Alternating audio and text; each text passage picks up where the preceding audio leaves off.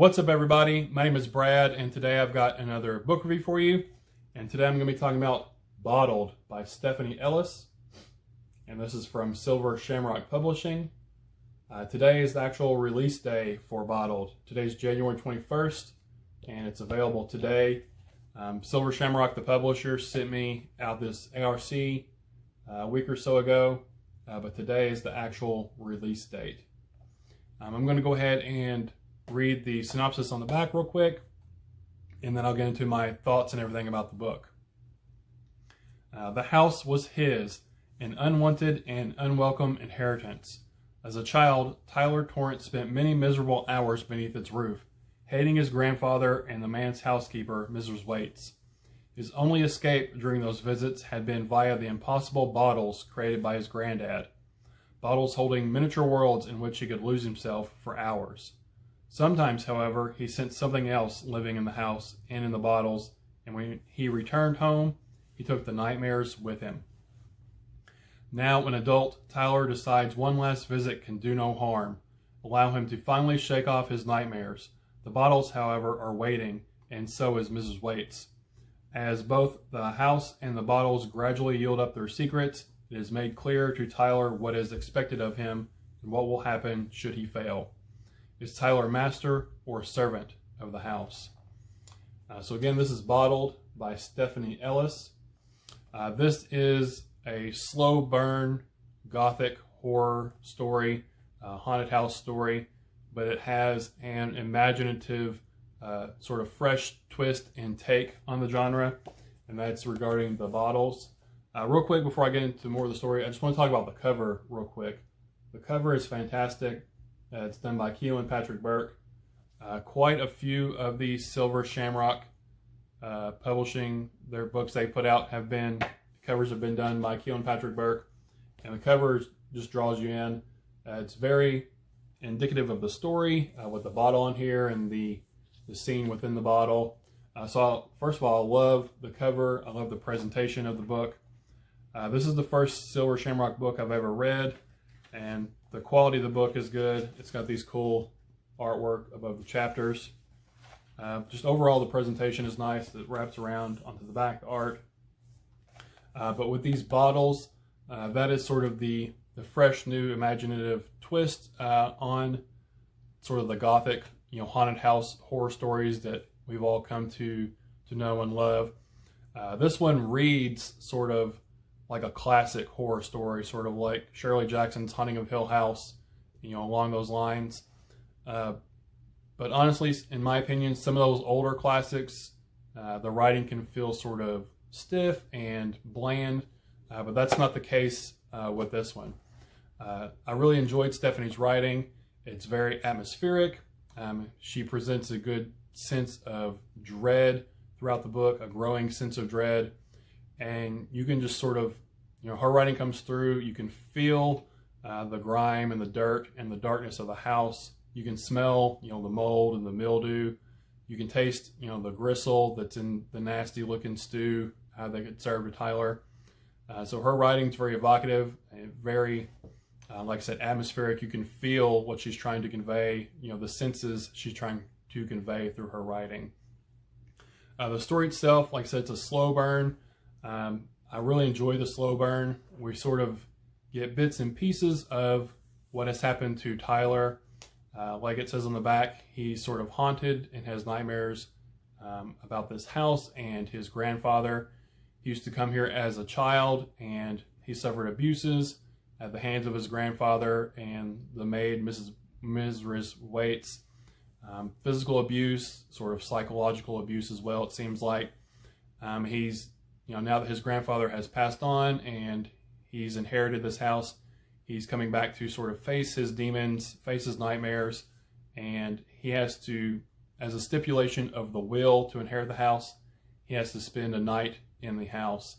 And so he's come back to do that and face his fears, face his old demons, so he can sort of be done with that chapter of his life, close the book on that chapter, be done with his grandfather and the house and everything from his past. And the bottles themselves, I really liked that concept of sort of this magical bottle, if you will, with these different scenes in it. It sort of reminds me of, you know, the bottles with a ship in them, and also sort of like a snow globe, but if it was in a bottle where there's different scenes.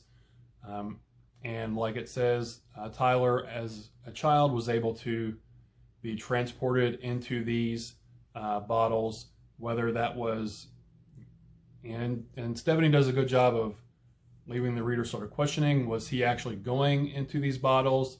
Was it all in his head? Was he drugged and having these hallucinations? Stephanie does a good job of sort of leaving the reader questioning what is actually going on, what's reality, and what is all in our character's head. And like I said, this is a slow burn of a book, but it has this insidious nature to it, and slowly Stephanie, she escalates the tension, the dread, until we sort of get these climactic, great horror scenes. There's some really gruesome scenes in the book that I really enjoyed. And if you're a fan of horror at all, there's some really great scenes in here that I think you'll enjoy. Really dreadful and bleak and horrific. But it escalates, and I really loved the climax, the ending to the book. This is another bleak and sort of dreadful ending. Seems like I've been getting a lot of these independent horror novels lately with bleak endings, and I love the bleak endings. I love that the authors are, not only Stephanie but other authors as well, are choosing to give us these dark and bleak, sort of unhappy endings to these books, because they fit well within the story. You know, she's built up this world, the story that she's telling, and the ending fits to what the story that has been told previously in this book. Lastly, and I don't know if this was the author's intention or not, but I felt like the story, especially Tyler and his struggles with the house and these magical bottles, it felt sort of like an allegory for alcoholism. In the book, Tyler is sort of a recovering alcoholic, and he's tempted by alcohol once he gets to the house, and he succumbs to those temptations. And I felt like, you know, Tyler being sort of attracted to the house in a way, and in a way trapped by the house and having nightmares from the house, and these bottles in here were a good parallel to his attraction and his addiction to the alcohol. I said, I don't know if that was the author's intent or not, but I felt, you know, the parallels between him feeling trapped by the house and him feeling trapped by the alcohol and needing to get rid of the house and wanting and needing to get rid of the alcohol but not being able to do so. I thought those were good parallels, a good allegory for alcoholism, if that was her intention. To me, it felt like it was, but who knows. But overall, I really enjoyed this. This was a good read. I gave it 3.5 stars, rounded up to 4 stars on Amazon and Goodreads. But if you are into, you know, slow burn, you know, haunted house tales or gothic horror, this is definitely one that you want to check out. Like I said, it has, you know, the fresh sort of new imaginative twist. I don't know if it's ever been done before with sort of these worlds within these bottles. It's the first time I've ever run across anything like that. So it was a fresh take for me. I really enjoyed it. Really the only downside I have to say about it is I wish there was more of these, more time spent within these imaginative worlds within these bottles, whether it was really happening or whether it was all in Tyler's mind. I don't know.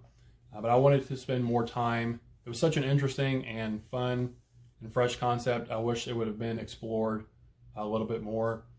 But really, that's the only negative thing I have to say. It's not even really a negative. It's just I liked it so much I wanted more of that concept. But this was a fun, you know, bleak, dreadful, you know, gothic haunted house tale. So if that's something that sounds like it's up your alley, I highly suggest you check this out. Again, this is Bottled by Stephanie Ellis. Came out today, January 21st, by Silver Shamrock Publishing.